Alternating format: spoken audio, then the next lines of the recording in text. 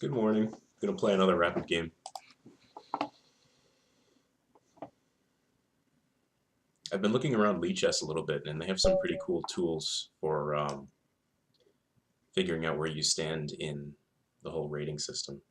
Okay, so my opponent's 1857. Let's play another King's Indian attack. This used to be the opening I used exclusively with the white pieces, and I had some success with it. In fact, I think I got to National Master in 2014 playing the KIA with white in nearly every game. Yeah, this is a pretty good system against the King's Indian. Black can play knight bd7. Okay, well sometimes black will play knight bd7, but the idea to play e5. I think with white it's important to be able to meet that with e4. What I'm going to do is prep e4, and actually now with the knight on d7, maybe I can play rook e1 and e4. I was thinking I'd have to play queen e1, because otherwise there might be some, if I put my rook on e1, there might be some tactics involving a trade on d4, a trade of queens which distracts my rook, and then the winning of material on e4.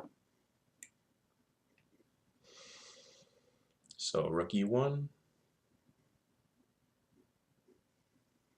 I'd rather have my rook on d1 actually, so let's go ahead with the queen e1 idea. And I'm just going to play e4. I'm going to stick my queen on e2, my rook on d1.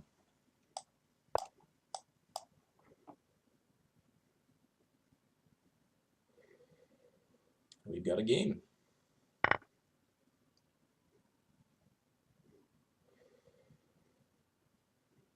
I'd like to use the d6 square later, so we'll be thinking about having a rook down here and the knight and rook coordinating against d6. Okay, queen e2. Another square that gets used sometimes in the KIA is f5. If I go knight h4 here, and he castles, then after knight f5, he could just move his bishop out to c5. I was thinking of getting in knight f5 when he doesn't have bishop f8. He could also just trade on f5. I think I'm going to play rook d1. The queen comes out. Yeah, that makes a lot of sense. And I want to reveal this bishop's protection of e4, and maybe later play f3 as a way of solidifying my center.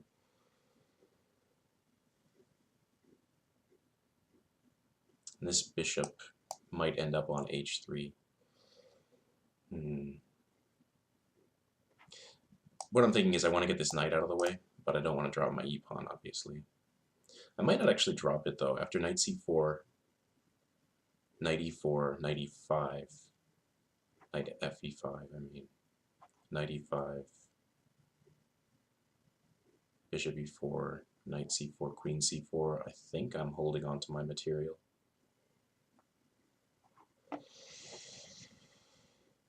I'm not sure though, so let's just kind of take it easy here. How do I get more protection for that d3 pawn? I guess we're going knight h4. And bishop h3 and f3. And if I need to bring my knight back into the game, I can do it on the e3 square.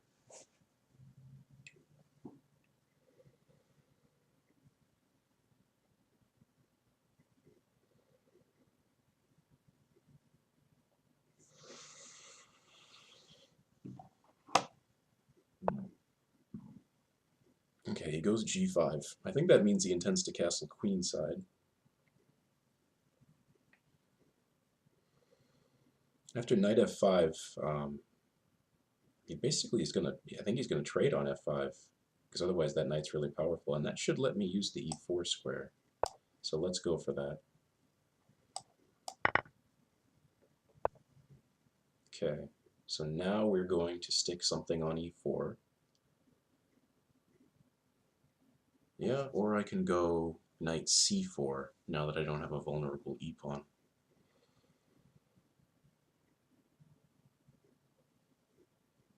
Knight c4 may allow me to use the d6 square at some point.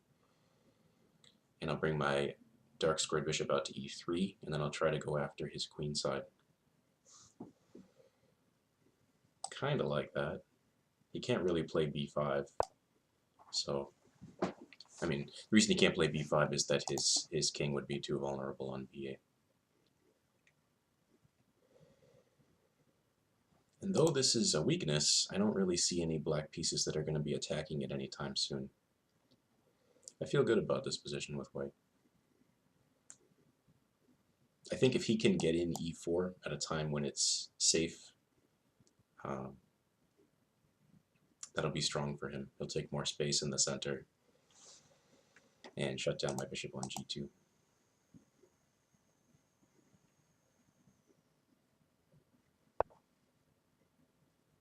He decides to go knight e8. Huh. What is the idea there? I guess he wants to target my f-pawn. I'm going to keep developing because that just seems like the normal thing to do here. Maybe I'll even take this a-pawn, because if he traps my bishop with b6, I don't really mind giving up a piece for two of those pawns in front of his king.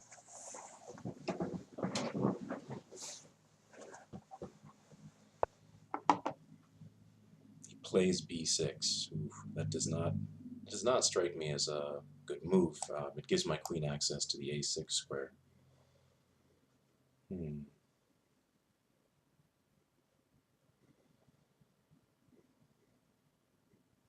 Alright, what if we play rook d3 with the idea that that rook might shuttle over to the queen side, and also the idea to double?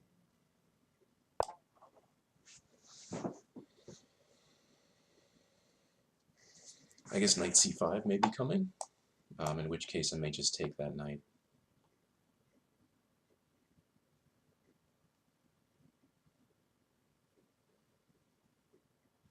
You know what, after knight c5, maybe rook a3.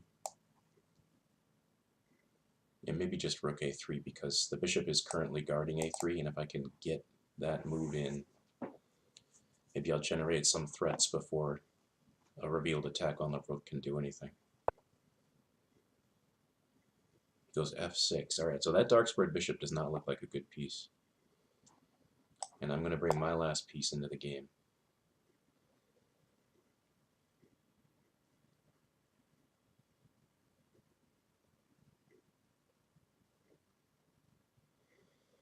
I think if he moves his knight on d7, I'll get rid of that rook on d8 and have the only rook on the d file. It'll also take me a step closer to opening up my queen on the a6 square. Yeah, this is starting to look really bad for black, in my opinion. But I've been wrong before. No doubt.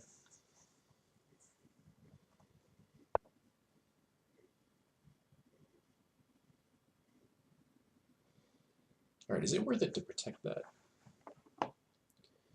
You know what, he just allowed knight d6, and after knight d6 I think he's going to have to take that knight, because otherwise there's going to be knight f7.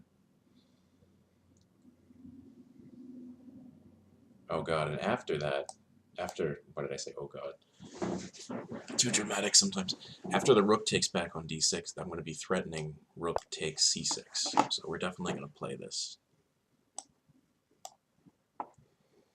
And pre-move rook takes d6.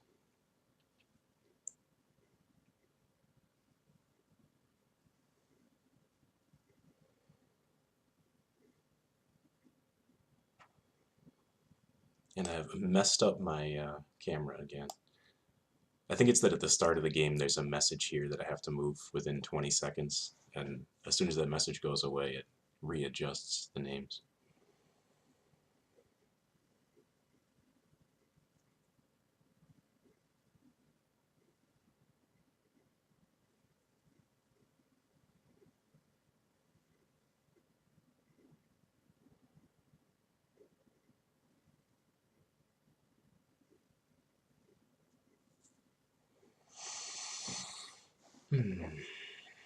Alright, he's thinking now. I think he realizes he might be in some trouble here.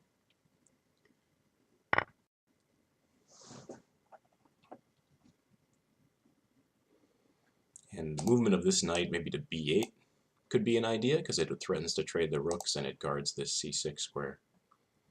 And actually it guards against queen a6 check.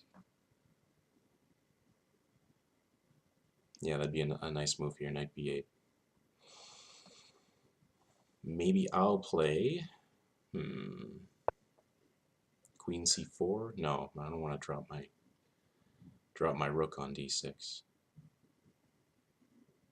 Okay, what about just rook takes f6, which guards the f5 pawn, keeps a capture on c6 in the air.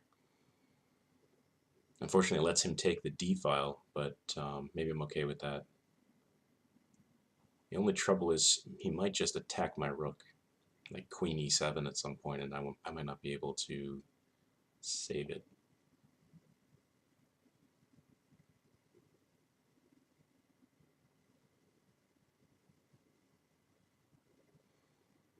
Could play queen d3.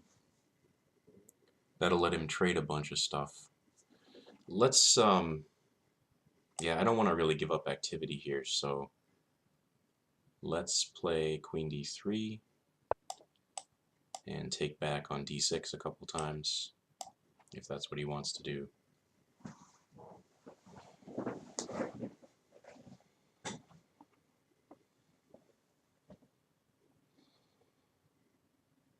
And just claim that the endgame is a little bit better for me because this knight on b8 is not very active, because I should be grabbing this f-pawn in exchange for my f-pawn, well, my f5 pawn. And then I'll have a very active rook on f6.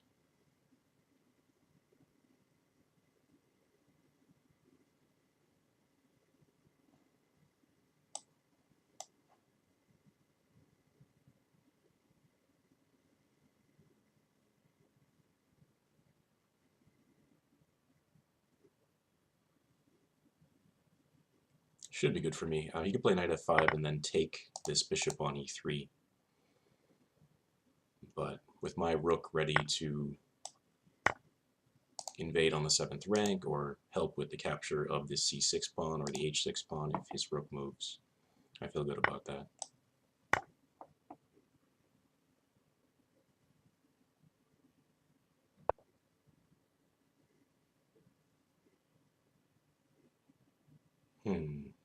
Looks a little strange to me to do that.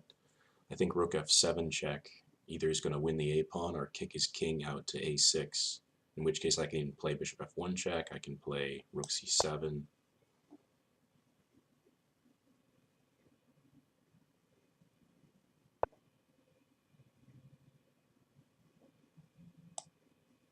Let's see what he's going to do about bishop f1 check.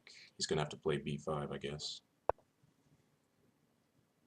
And that puts another pawn on a light square, which is good for me. I'm going to play rook to e7 to grab this e5 pawn. And then after I capture it, maybe a4 is a good idea, threatening the pawn on b5.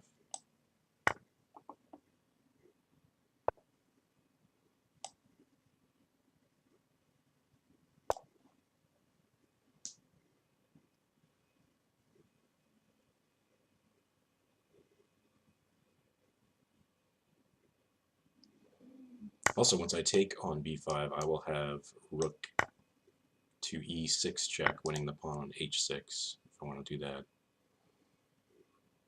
Alright, let's actually go rook takes here, with the double threat of a revealed check against the black king, and the capture of the knight on b8. Yeah, this should win material, I think.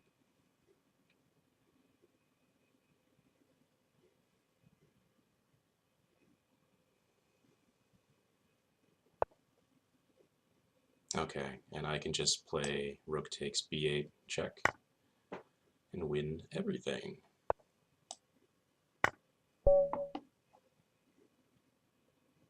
Alright, I guess he resigned. Thanks for watching.